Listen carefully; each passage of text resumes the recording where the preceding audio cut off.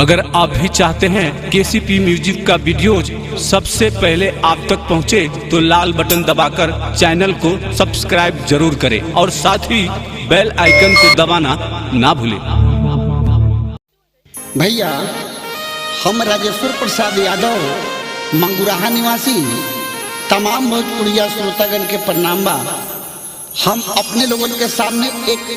बीरा गाना परोसतानी। देखी, एक गौनहरी कन्या अपना ससुरा में आयल बनी। उनकर पति कहीं प्रदेश में जाके बस गई बड़न। बाट जोते उनकर आधा उम्र बीत जाता, तब अपन दुखड़ा अपना सहेली से सुनावतानी से ध्यान पूर्वक सुनल जाओ।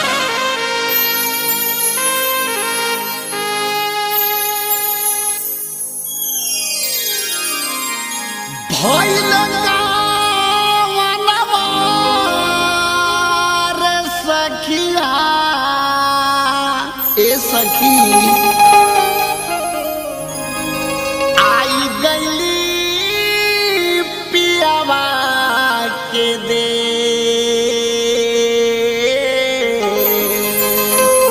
सुदियो न लेवे रे बेदरदा सुदियो न ले सारे बेदरदा बस गईले जाके परदेश सुदियो न ले सारे बेदरदा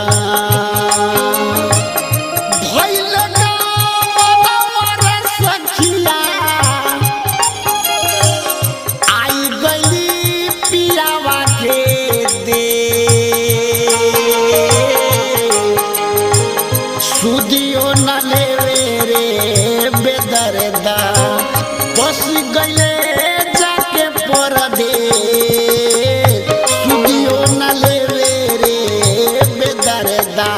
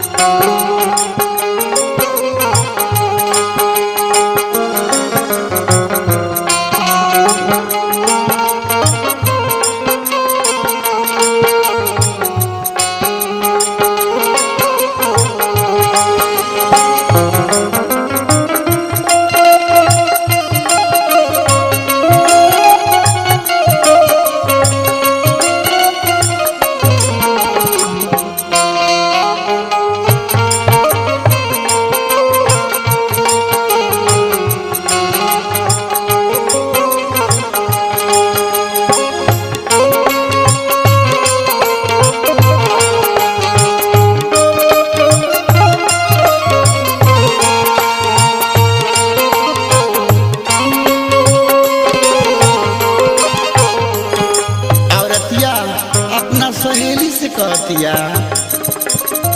हमारा के बुझलन नहीं कुछ या भागा कौने कसूरे ऐसा देके गईले दागा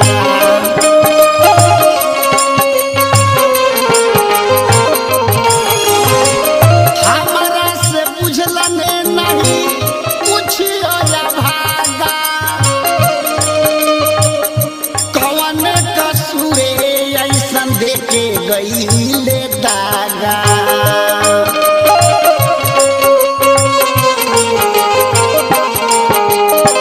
सहलो ना जाला रे सखिया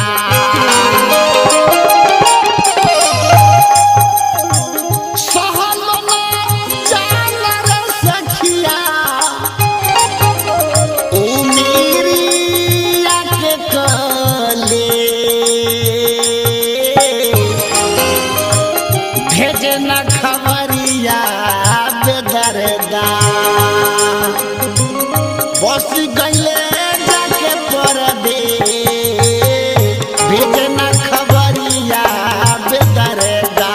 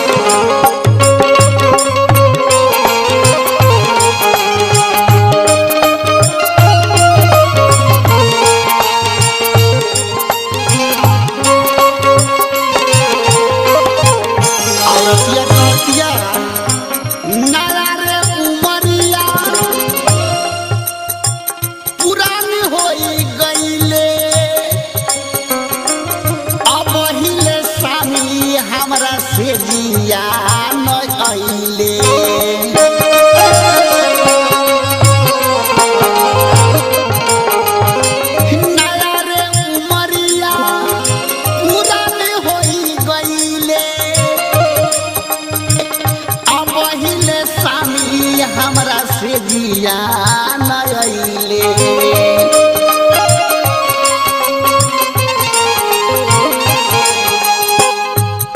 मोरा गइले रे सखिया पाकी मोरा गइले रे सखिया माथा वाकरे के सुदियो ना लेवे रे हे बेदरदा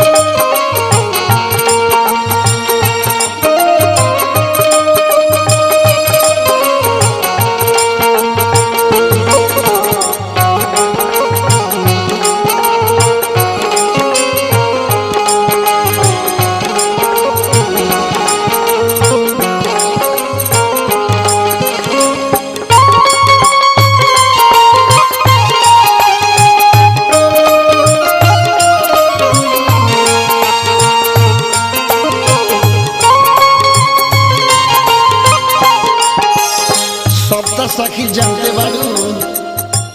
लाखी बात कहली रहल नहीं कहे के जिया मोरा करे सखी सैया संगे रहे के लाखी बात कहली रहल नहीं कहे के जिया मोरा करे सखी सैया संगे रोए के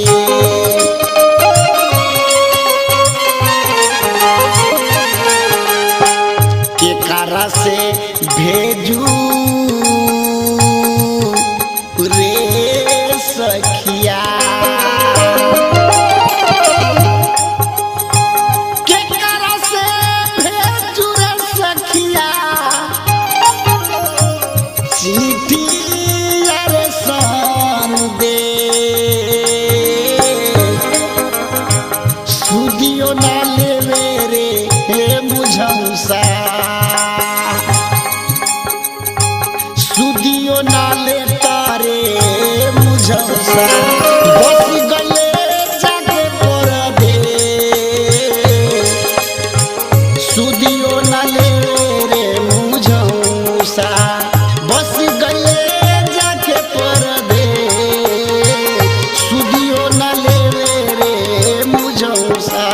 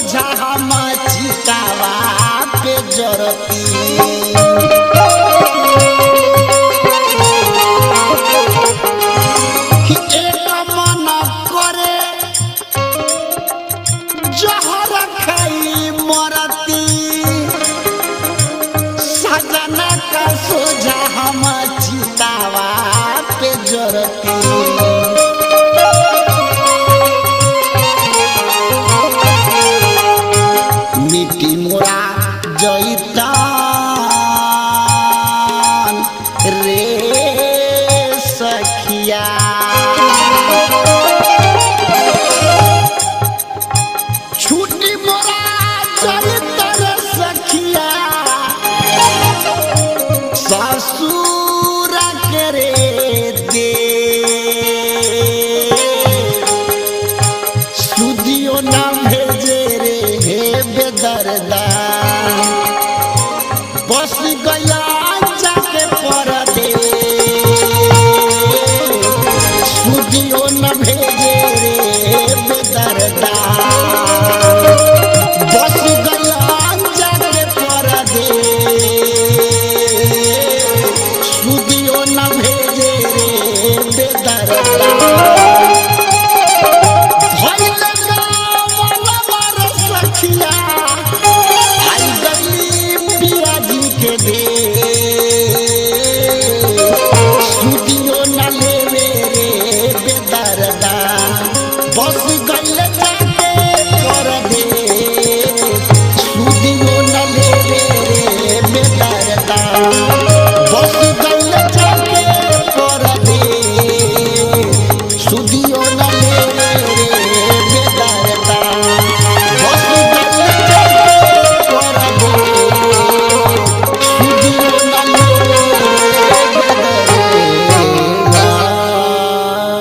KCP Music presents Dhaka.